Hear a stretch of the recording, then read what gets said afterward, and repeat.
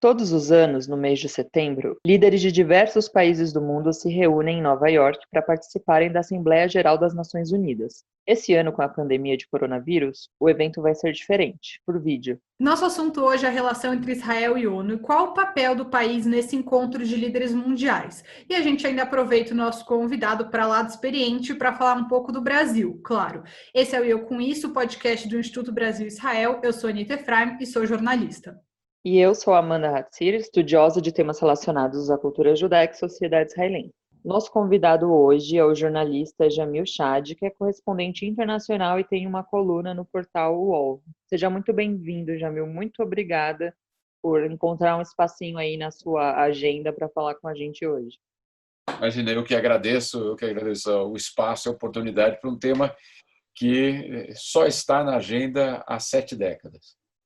Gente, se eu estiver nervosa, eu já vou me entregar, que eu, antes de começar a gravação, já estava aqui tietando o Jamil, sou muito fã do trabalho dele, um grandíssimo jornalista, quem não acompanha, a gente indica muito. E, Jamil, bom, você cobre a Assembleia Geral da ONU há muitos anos, né? Não é um evento nada novo e você está nessa já faz um tempo. Então, para começar, conta um pouco para a gente o que vai ser diferente esse ano na Assembleia Geral da ONU e quais vantagens e desvantagens você vê nesse sistema que vai ser usado em 2020.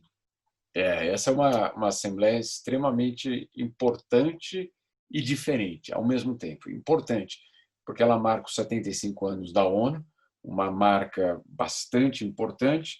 A gente pode até entrar nisso, mas a ONU completa 75 anos no seu pior momento, em termos financeiros, em termos de credibilidade, em termos de relevância e totalmente questionada. Então, é um aniversário muito importante, não porque é apenas um momento de comemoração, mas um momento de definição. Teremos ou não uma ONU nos próximos 70 anos, 75 anos? Teremos ou não uma entidade internacional com aquela função de 1945, que era de evitar uma guerra, ou pelo menos gerar esse espaço de diálogo? E diferente, porque ela, pela primeira vez, vai acontecer nesse modelo, eu diria, híbrido, entre o virtual e o presencial, mas muito mais virtual do que qualquer outra coisa, com governos de todo mundo que estão acostumados a ir a Nova York em setembro, não apenas, e essa é a parte importante, não apenas para fazer aquele discurso que a gente sempre ouve, com o Brasil abrindo, depois o governo americano, etc., mas para, nos bastidores, conversar e traçar planos. Isso não vai ser possível dessa vez. Então, ao mesmo tempo, uma assembleia extremamente importante, mas também uma assembleia bastante diferente pelo contexto desse ano que virou todos nós de cabeça para baixo. Sim, todo mundo tendo que se adaptar, né, ao novo contexto. E, Jamil, com a sua experiência e com a sua análise da conjuntura, pelo que a gente está passando, o que você acha que tem de mais, o que vai ter de mais relevante nesse encontro virtual esse ano? E que tema você acha que deve ser prioridade nas discussões? O tema que não vai conseguir ser evitado de nenhuma forma, e eu posso já apostar que ele estará presente em todos os discursos, é obviamente a pandemia. Mas não a pandemia em termos de saúde. Vai ser um debate sobre a pandemia olhando para o mundo pós-pandemia, ou seja, com governos fazendo o seu, vamos dizer assim, lobby, a sua pressão, a sua manobra para que o mundo pós-pandemia tenha, de alguma forma, um espaço para aquele ou esse governo. O que eu quero dizer com isso? É que enquanto a quarentena existe, enquanto os confinamentos são aplicados, enquanto toda eu diria, essas limitações são impostas, o que não está confinado é a diplomacia. E o que não está confinado é a política internacional. Os governos, ao mesmo tempo que lidam com a pandemia, alguns não lidam, outros lidam, mas ao mesmo tempo que você tem essa crise sanitária internacional, você tem, de uma forma extremamente ativa, alianças, governos, pressões acontecendo nos bastidores para justamente tentar moldar o que será o mundo pós-pandemia. Esse é, no fundo, o grande tema político da Assembleia Geral da ONU deste ano. A redefinição desse cenário internacional. Agora, ele passa por alguns pontos fundamentais. O primeiro deles é o multilateralismo, que está em uma crise absoluta. Absoluta. Se quiser, depois a gente entra em detalhes do que significa essa crise do multilateralismo. Mas essa crise é absoluta e é um momento que a própria ONU sabe que é um divisor de águas. Então, isso tudo vai acontecer nos bastidores de uma forma extremamente importante. Antes de mais nada, esse é um ponto. Um outro ponto, é claro, a situação permanente no Oriente Médio, mas com novidades.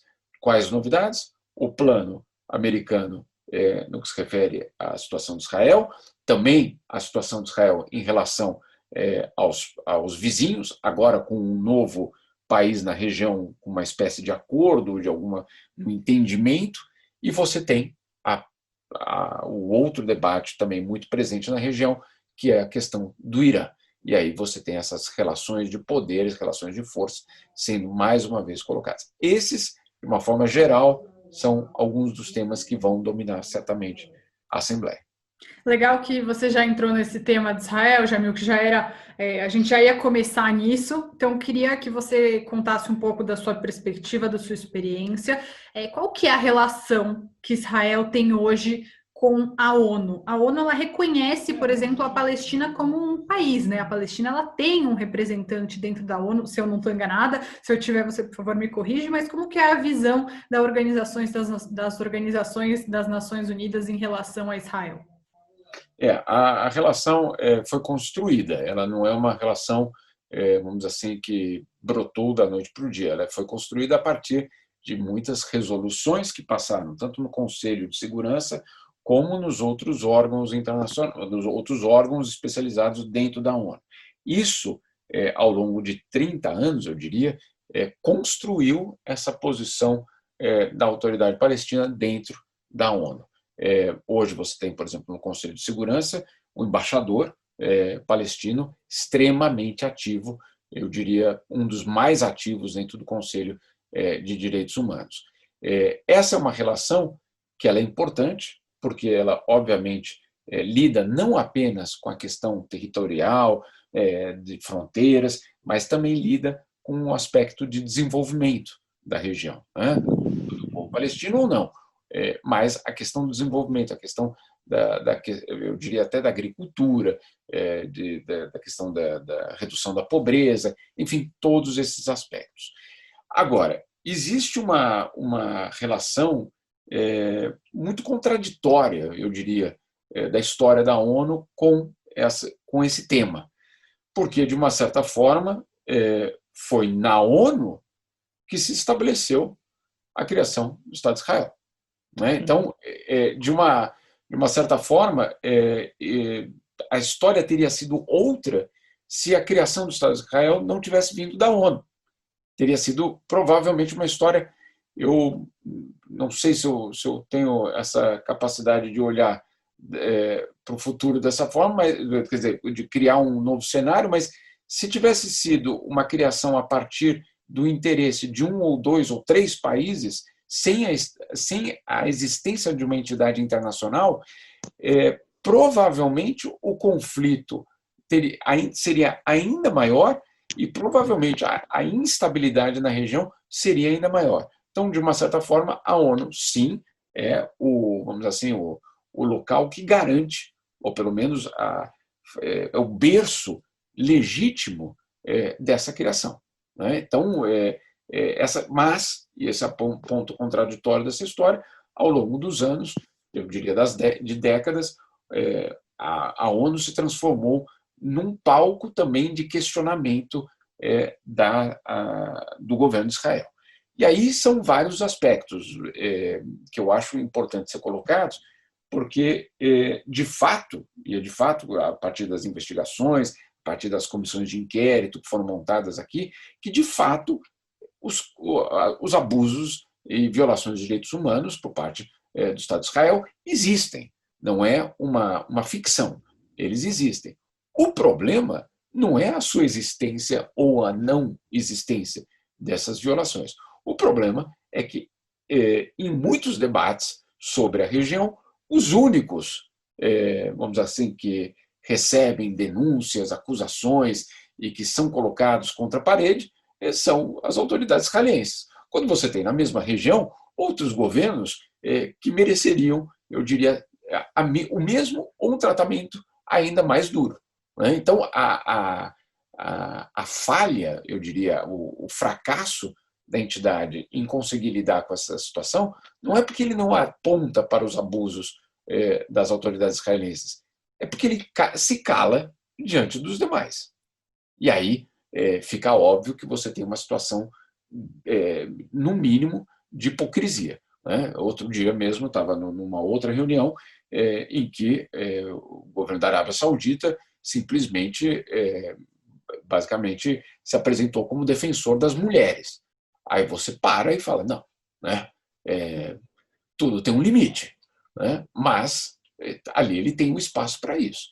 Então, eu não acho estapafúrdio quando de um lado fala, calma aí, por que a gente tem que aceitar isso se do outro lado não existe? Agora, insisto, os abusos, eles existem. As violações, elas existem. O problema existe. Agora, é a forma que ele é colocado, é a forma que ele é tratado, que torna uma solução inviável hoje. Uhum. E ainda dentro desse tema, enfim, a gente acompanhou um ano aí no último ano de Israel, esse ano com várias eleições acontecendo, o primeiro-ministro envolvido em polêmicas, sendo acusado por corrupção. No cenário internacional, hoje, qual a visão que se tem do primeiro-ministro de Israel, Benjamin Netanyahu, e como que ele chega nesse evento?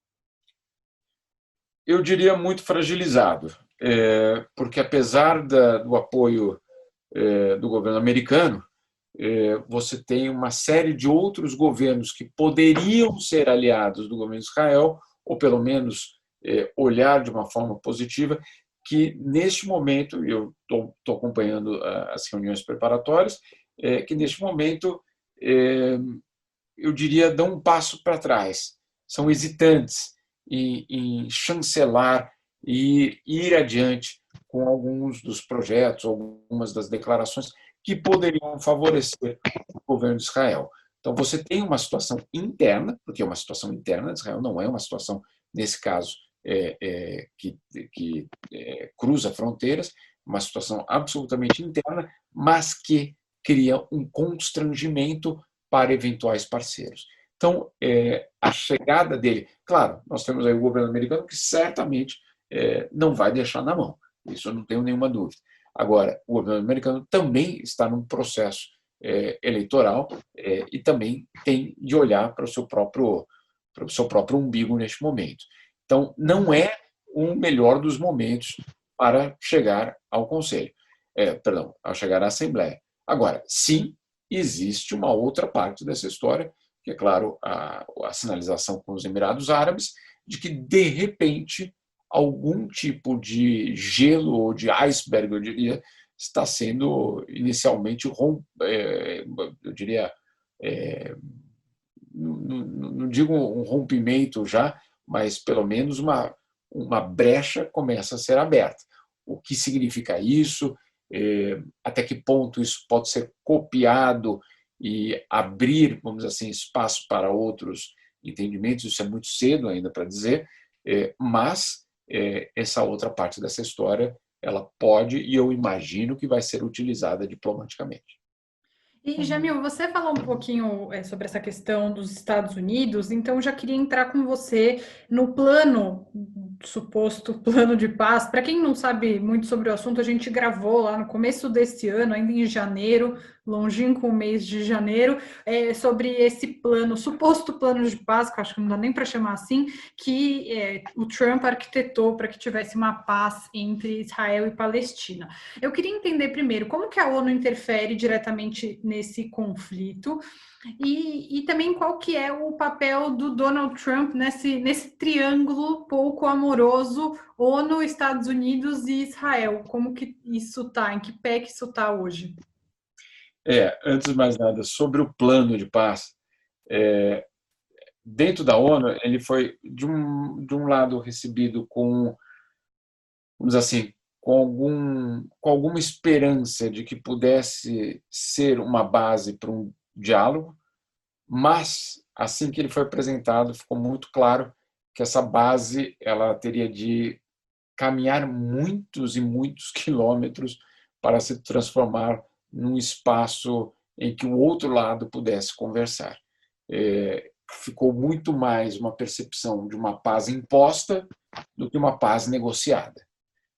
E aí a questão que é colocada dentro da ONU é até que ponto uma paz imposta, mesmo que o outro lado esteja extremamente fragilizado, e não vamos esquecer, a situação do lado palestino é de uma fragilidade muito profunda, as crises econômicas e a própria corrupção do outro lado também, que é bastante impressionante, a desilusão da população palestina em relação a um futuro eventual Estado palestino, tudo isso junto torna aquela situação extremamente frágil, extremamente, eu diria,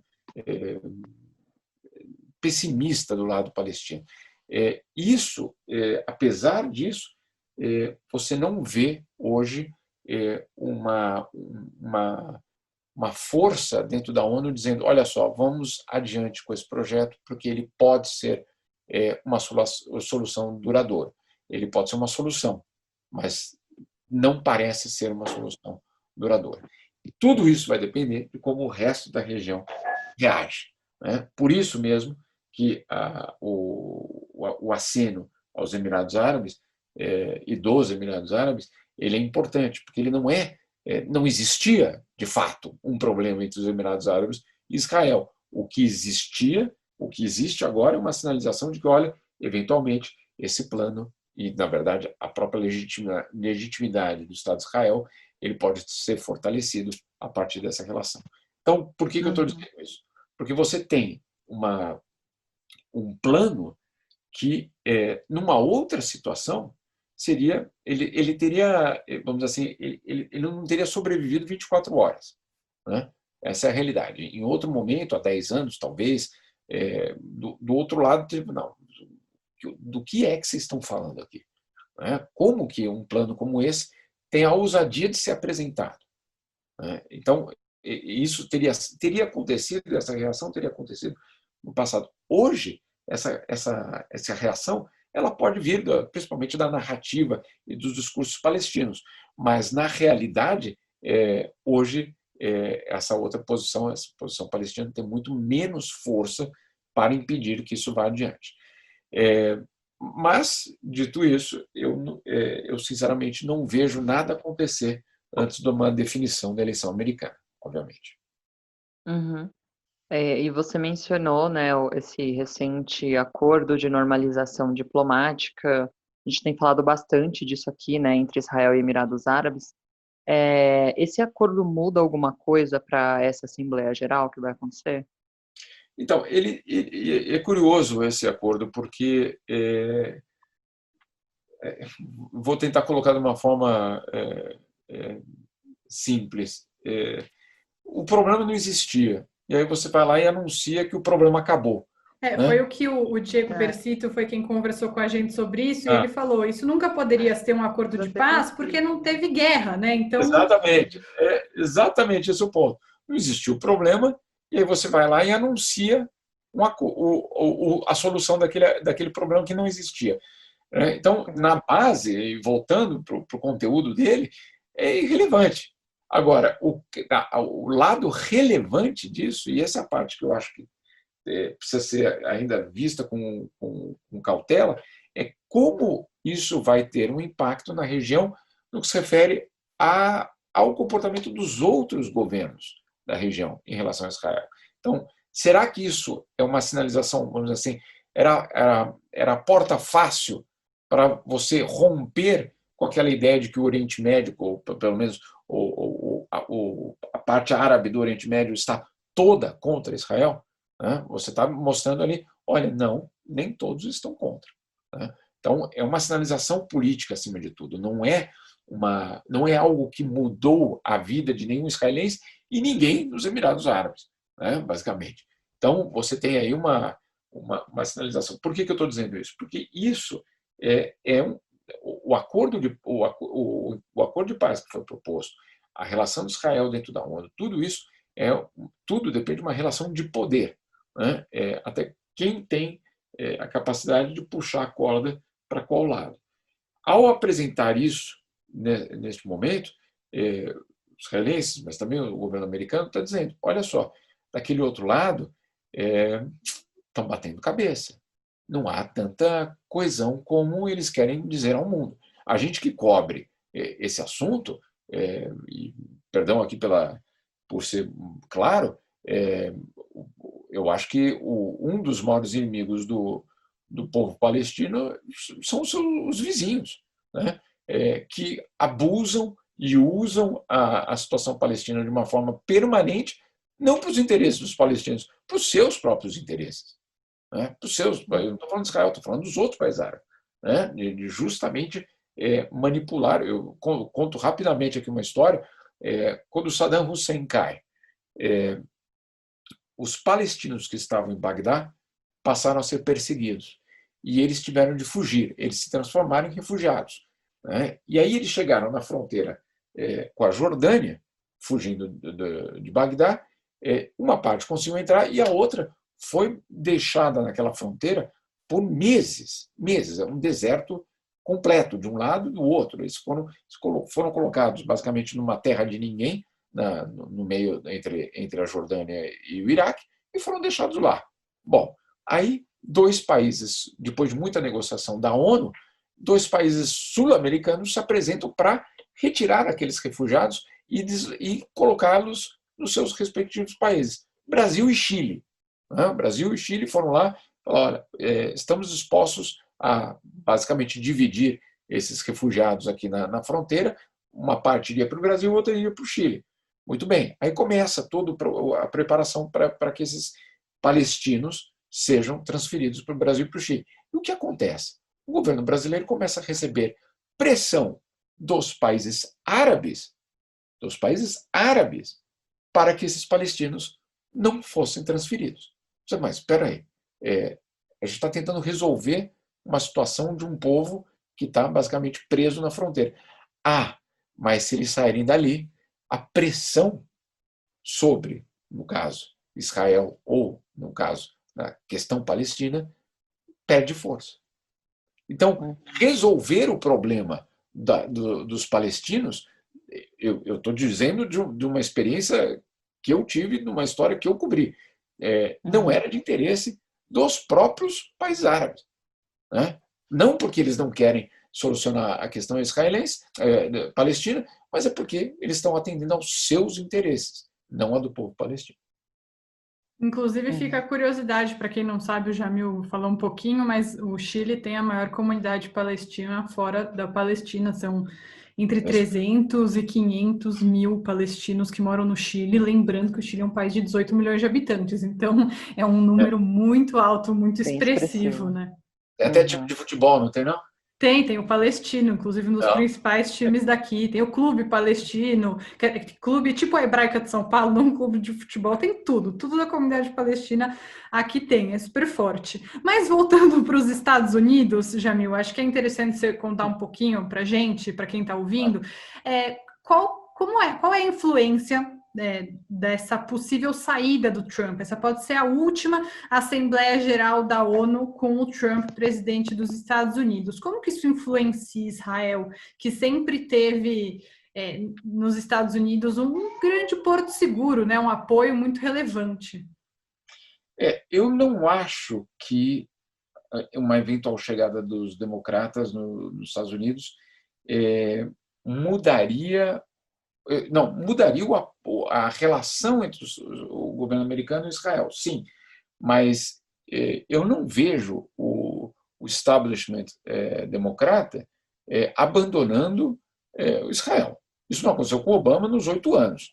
O Bernie Sanders é judeu, não é não? Eu confesso que eu não sei, Eu acho que mas... é. Mas Vou até pesquisar aqui rapidinho.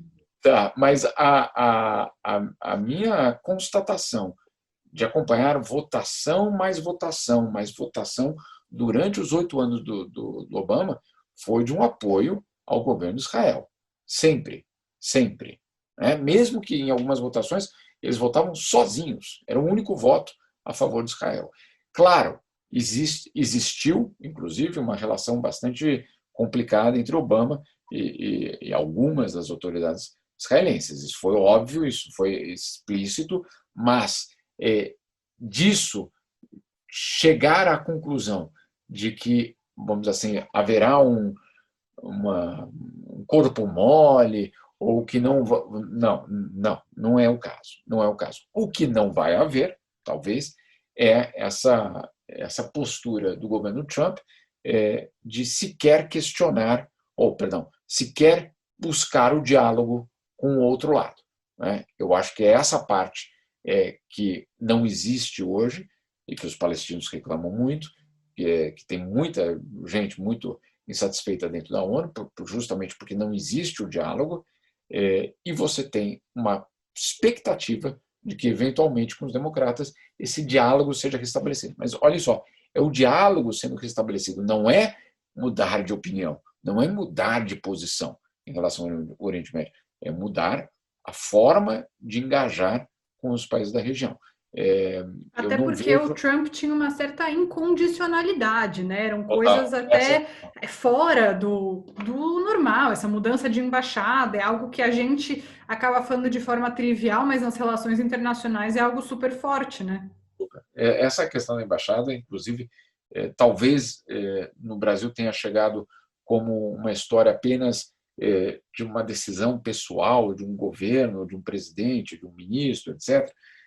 Mas eu me lembro nas primeiras semanas desses anúncios no Brasil, como dentro dos conselhos da ONU, Conselho de Direitos Humanos, por exemplo, as pessoas comentavam de uma forma, eu diria, uma decisão geopolítica. Né? Um país do tamanho do Brasil sinalizando nessa direção poderia levar outros países a seguir a mesma tendência. Né? Então, você não estava falando apenas olha só, o Brasil foi lá por conta disso, daquilo, de um apoio de uma certa parcela da sociedade brasileira, mas também dos evangélicos. Não era disso que falavam. Falavam do que isso poderia representar em termos geopolíticos para a região. Né? Mas o Brasil tem todo esse poder? Não tem, não é isso, não é essa a relação. A relação é de você, dentro da América Latina, sinalizar que eu estou mudando. Né? Não é o Brasil, a influência do Brasil no mundo, é a influência do Brasil na região. Né? E aí você tem, obviamente, essa... Então, esse debate era dessa natureza.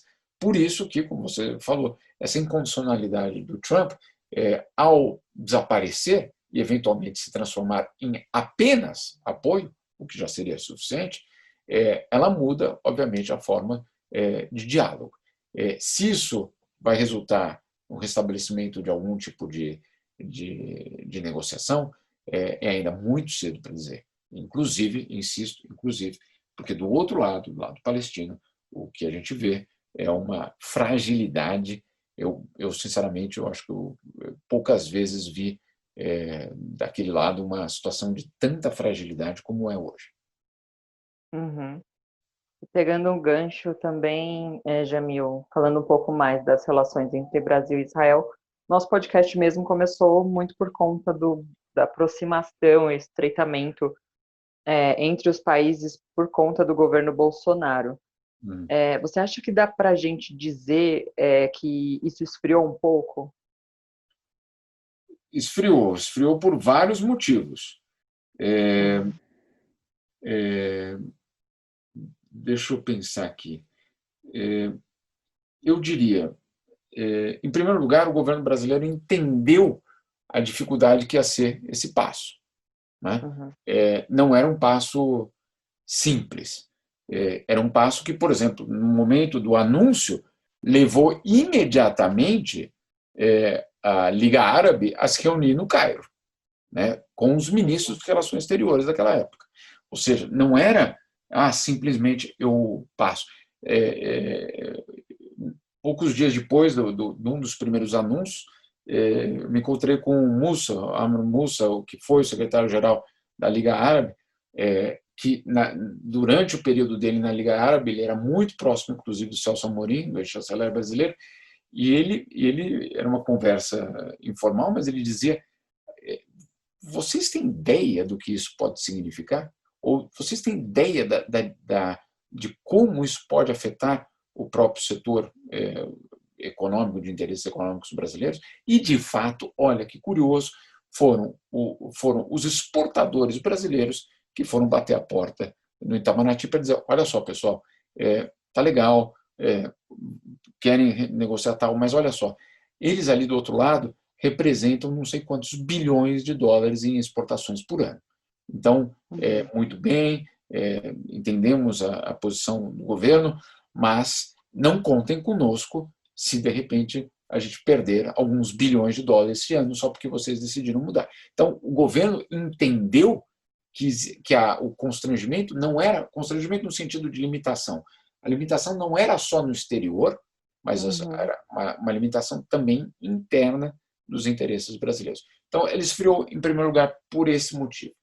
O segundo motivo, que eu acho que é uma constatação também cada vez mais forte dentro do governo, é de que você estabeleceu relações não com países, você estabeleceu relações com líderes, né? O Brasil não se tornou um aliado automático dos Estados Unidos. O Brasil, sob Bolsonaro, se tornou um aliado automático do governo Trump, né? E algo muito parecido tinha acontecido com Israel, né? E aí, quando isso acontece, quando os problemas do Netanyahu aparecem, é o que a gente falava no começo, até os aliados respiram e pensam: será que vai me dar problema isso? Né? Então, esse é um problema da relação pessoal e não de Estado. Quando a relação pessoal fica mais forte ou ela pauta a sua atitude internacional. Aí, quando acontece um problema pessoal, aí é a relação de Estado que é afetada, né? E é isso um pouco que a gente está vendo no caso americano, porque eventualmente se o Trump perder, eu tenho muita curiosidade para saber como que o governo brasileiro vai dizer para os democratas, aqueles mesmos que têm uma vice-presidente, pelo menos candidata a vice-presidente, que criticou o próprio governo brasileiro, falar: não, agora somos todos democratas, né? A gente sabe que isso vai ser complicado. Por isso, e voltando à questão da diplomacia, você não estabelece relações com pessoas, você estabelece relações com estados. Essa é a grande diferença. E aproveitando que você está falando, dando um panorama geral sobre essa questão, Jamil, eu queria que você relatasse um pouco da sua vivência dentro dos eventos da ONU. Como que o presidente do Brasil, Jair Bolsonaro, é visto pelas Nações Unidas e quem compõe esse órgão? Eu não quero parecer muito tendencioso, mas eu ainda estou aguardando que em alguma reunião, em algum momento, alguém fale alguma coisa positiva do Brasil. Desde o começo do governo, eu vou de orelhas e olhos abertos para ouvir o que vier. Eu não vou com uma pauta pré-feita de casa, né? O nosso trabalho não é esse. Nosso trabalho é chegar e ouvir, né? E entender por que aquelas coisas estão sendo ditas, etc. Mas eu nunca vou com a expectativa, não, vai ser mais um dia de críticas. Mas não aconteceu ainda. Ou seja, você não teve em nenhum momento, em 1 ano e meio, uma reunião, uma pauta em que o Brasil se destacou por um lado positivo, né? Então, é muito complicado, porque você tem uma comunidade internacional, e essa é uma parte super que eu sempre achei muito curioso. Muita gente torce pelo Brasil. Isso é uma coisa que talvez quando a gente está no Brasil a gente não entende, mas tem muita gente na comunidade internacional, estou falando da área política mesmo, que torce pelo Brasil. Por quê? Porque, em primeiro lugar, um dos grandes problemas do mundo hoje é a quantidade de crises que não conseguem ser resolvidas, né? Você tem a Ucrânia, você tem a Síria, você tem várias situações que a guerra ou aquele conflito se inicia e depois, para parar, você leva décadas, ou, perdão, anos. E, em alguns casos, chega a uma década. A Síria está chegando a uma década, o da Venezuela já passamos aí de meia década. Então, você tem situações que não conseguem ser resolvidas. E todos, eu me lembro também o embaixador egípcio, que era o vice de Mistura na negociação com a Síria, dizia: o mundo não pode se dar ao luxo de ter um Brasil instável. A gente precisa de um Brasil democrático, forte e líder, né? Esse discurso que ele falava, outros também falam, porque de fato você precisa de alguns pilares nesse sistema internacional que permitam, de alguma forma, que esse sistema sobreviva. E hoje, o que nós temos é um país, no caso do Brasil, que não é que ele está apenas numa instabilidade interna.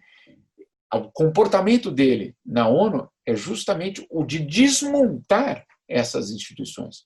O Brasil pede para fazer parte do Conselho de Direitos Humanos por mais 2 anos, pede para fazer parte da reforma da OMS, pede isso, pede aquilo, não para estar lá dentro e apoiar aquelas instituições, mas sim para romper os consensos. E essa parte nova, vamos dizer assim, da política externa brasileira, que lá no começo parecia: nossa, olha que engraçado, olha que absurdo. E essa parte de risos e de surpresas passou a ser uma atmosfera de preocupação, né? Olha só o que o Brasil está fazendo de novo, justamente rompendo questões e aí é curioso, porque, ao mesmo tempo, nós temos uma relação privilegiada com Israel, vamos dizer assim, né? Uma relação positiva com Israel. E aí vai votar nos temas de direitos humanos e os nossos aliados não são os israelenses e outros países democráticos, são os sauditas, Catar, Bahrein, Egito, todos aqueles que tratam mulheres de uma forma, eu diria, pouco adequada para o que a gente quer como sociedade. Então, eu falo: calma aí, qual é a nossa postura? Nossa postura em valores do ultraconservadorismo, e politicamente é de apoio a Israel. Isso não fecha, essa equação não fecha. E é por isso que as pessoas hoje olham o Brasil com muita descrença. Antes de você perguntar, Amanda, desculpa, eu só vou indicar para as pessoas que leiam também um dos posts mais recentes, um dos furos mais recentes do Jamil, que ele fala justamente sobre uma investigação por parte da ONU sobre não é apologia à ditadura, mas a falta de políticas compensatórias do Estado brasileiro para com as vítimas da ditadura militar. Eu acho que, no final das contas, é isso que a ONU tem encontrado que está mais alinhado com esses votos que você acabou de mencionar, né, Jamil? Então, enfim, tá no UOL, na coluna dele, recomendo para que todo mundo leia, que é bem importante e esclarecedor. Uhum. E para a gente que está aqui no Brasil, a atmosfera é bem desesperadora, assim, na verdade. Posso comentar só sobre isso rapidinho? Claro, claro. Essa questão é muito importante, porque às vezes as pessoas confundem, e não é porque as pessoas não entendam ou tenham algum problema de compreensão, não é isso, é porque as coisas não são explicadas na maioria das vezes. Quando a gente fala da ditadura de 64 a 85, a gente não está falando do passado, a gente está falando do presente. Por que a gente está falando do presente? Porque qual é a preocupação da ala de direitos humanos dentro da ONU em relação à apologia de Bolsonaro à USTRA, a outros torturadores? Porque um presidente democrático, ou supostamente democrático, que tem esse comportamento, ele, portanto, legitima esse comportamento se necessário. Né? É essa a sinalização número 1 que gera preocupação dentro da ONU. Por quê? Porque nas cartas que ele responde à ONU, ele diz muito claramente, mas aquilo ali foi necessário diante das circunstâncias. A tortura foi necessária, assassinato, execução, desaparecimento. É complicado você justificar isso em qualquer circunstância, inclusive numa guerra. Né? Então, essa é a primeira preocupação. E a segunda preocupação é que, justamente, ao refazer a narrativa do passado, o que você está, na verdade, é construindo um novo presente e, eventualmente, um novo futuro. Então, quando a gente fala da ditadura, muitas vezes eu ouço, e, na verdade, tem muitos comentários dos posts dizendo assim, puxa, mas vamos virar a página, pelo amor de Deus, isso já acabou. Claro que já acabou. E claro que tem que virar a página. Só que a página tem que ser virada depois de ser lida. Você precisa lê-la inteira, aí você pode virar. Se você não lê e simplesmente passar para o outro lado, o perigo é de você não entender o resto da história. Não é uma coisa que dá para passar por cima, né? Não. E, bom, você falou sobre a visão que as Nações Unidas têm sobre o Jair Bolsonaro, então, para fechar aqui, eu imagino que a sua resposta a essa última pergunta também não vai ser muito otimista, mas como que você avalia a diplomacia brasileira no governo Bolsonaro? É uma diplomacia de ruptura. É uma diplomacia que tem um objetivo muito claro e eu fico extremamente, não é irritado, mas eu fico preocupado quando a gente fica descrevendo a diplomacia brasileira como sendo liderada por um bando de malucos. Não é isso. Não é essa a história. A história é uma diplomacia de ruptura que, de fato, rompe com décadas de um posicionamento brasileiro que era de diálogo. Né?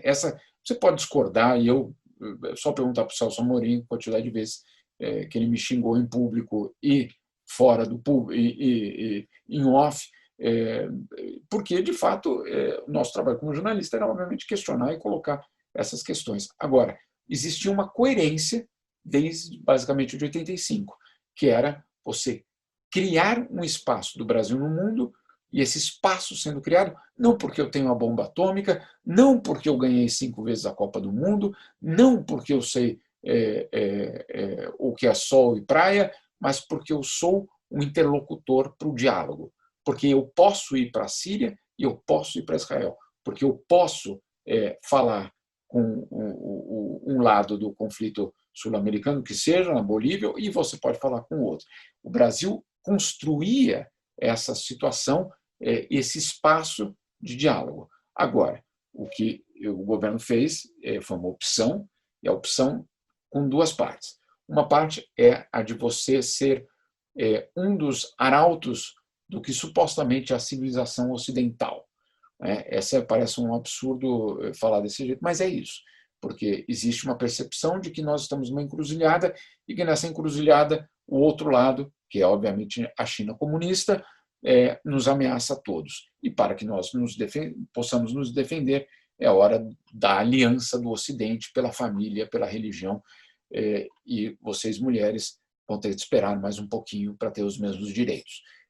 Essa é a aliança que se estabelece explicitamente, não é nem nos bastidores. Essa é uma aliança. Agora, existe uma outra parte dessa diplomacia que olha, nessas circunstâncias internacionais, essas entidades internacionais só estão servindo aos interesses da China e de outros países. Portanto, o que nós temos de fazer com elas? Refundá-las com os nossos interesses. Então, quando a gente vê o Brasil criticando a OMS, criticando a ONU, criticando o Conselho de Direitos Humanos, até mesmo a OMC, etc., o que o Brasil está fazendo é tirando a legitimidade de instituições para depois dizer, vocês são irrelevantes, e depois dizer, olha só, temos de criar novas instituições.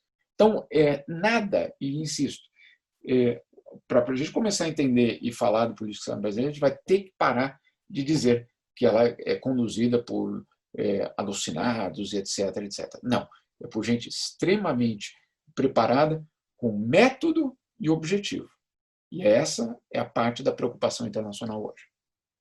Jamil, olha, eu não sei nem dizer se o que é mais preocupante é a nossa política internacional depender dessas ideias ou depender do nosso futebol, como você mencionou agora há pouco, porque também não está fácil, mas eu acho... Perdão.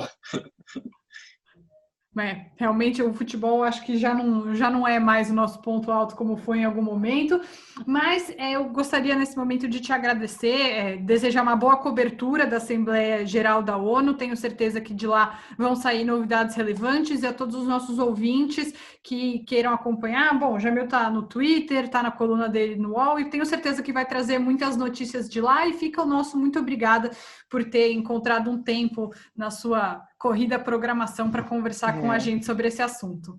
Obrigada mesmo, Jamil, foi um prazer e uma boa assembleia. A gente fica acompanhando daqui. Acompanhem, porque não só o que eu escrevo, mas de forma geral, meus colegas, porque uma parte importante da nossa história está no que acontece ou como nós nos projetamos ao mundo.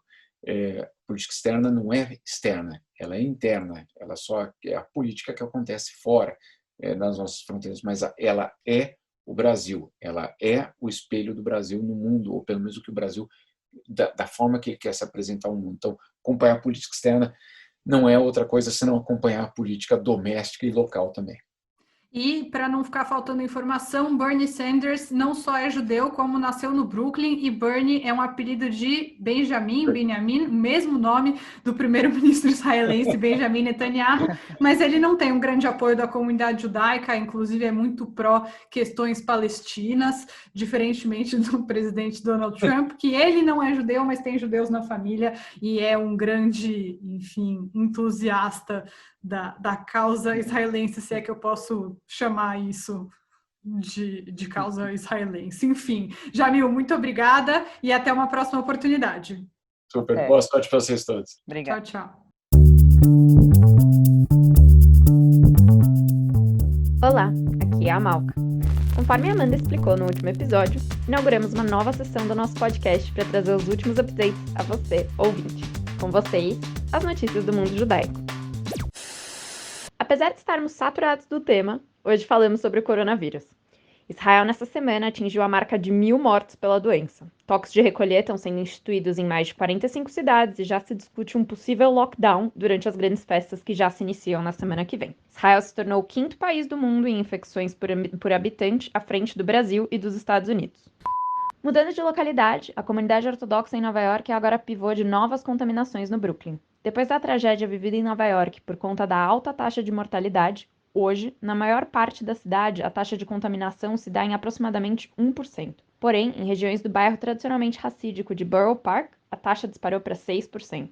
A suspeita é que após o fim das 3 semanas antes de Tisha B'Av, um período na qual casamentos são proibidos, as comunidades se apressaram em realizar os casamentos, digamos assim, pendentes, o que justificaria o aumento do contágio. Líderes comunitários seguem confrontando as decisões das autoridades civis, com aglomerações de até 500 pessoas por evento, sendo que o limite estipulado na cidade de Nova York é de 50 pessoas por recinto. O Eu Com Isso teve produção de Ana Clara Malca Burman e Anita Efraim, edição de Amanda Hatzira e apoio de Daniel Dueck, Marília Neustein e Rafael Cruxin.